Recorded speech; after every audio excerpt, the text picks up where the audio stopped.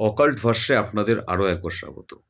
আসুন জেনে নেওয়া যাক 2026 সাল সূর্যের বছর বাকি রাশিগুলির কেমন যাবে। প্রথমেই আসছি জলতত্ত্বের রাশি কর্কট। আপনাদের পরিবার ও আবেগ এই বছরে গুরুত্বপূর্ণ হতে চলেছে।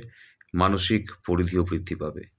অর্থাৎ আপনারা মানসিক শান্তির পথে এবছরে পা দিতে চলেছেন।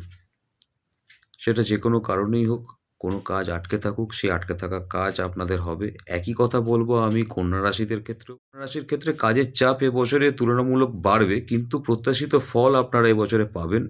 এত বছর আটকে থাকা কাজ আপনাদেরও এবছর হওয়ার 99% সম্ভাবনা আছে। আচ্ছা, সিংহ রাশি। সিংহ রাশিদের ক্ষেত্রে আর কি বলবো, এবছর তো আপনাদেরই বছর, কিন্তু অহং যদি একটু কম রাখেন, যেটা সিংহ রাশির প্রকৃতি, তাহলে ফল দ্বিগুণ পেতে চলেছেন।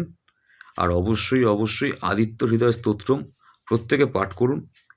সূর্যের কিছু প্রণাম মন্ত্র আছে, রেগুলার স্নান করে উঠে সূর্যদেবের কাছে সেই মন্ত্র পাঠ করুন আপনারা। তাকে তামার ঘটিতে করে একটা জবা ফুল নিয়ে সেখানে তাকে অর্পণ করুন। আপনারা প্রণাম মন্ত্র আশা করি প্রত্যেকে জানেন, তাও একবার বলে দিচ্ছি, কমেন্ট বক্সে আমি লিখেও দেব। ওম জবা কুসুম শঙ্কাশং কাশ্যপেয়ং মহাদ্যুতিম ধন্তারিং সর্ব পাপগ্ন প্রণতস্মি দিবাকরম। এই সহজ মন্ত্র কমেন্ট বক্সে আমি লিখে দিচ্ছি। আজকের মতো এইটুকু।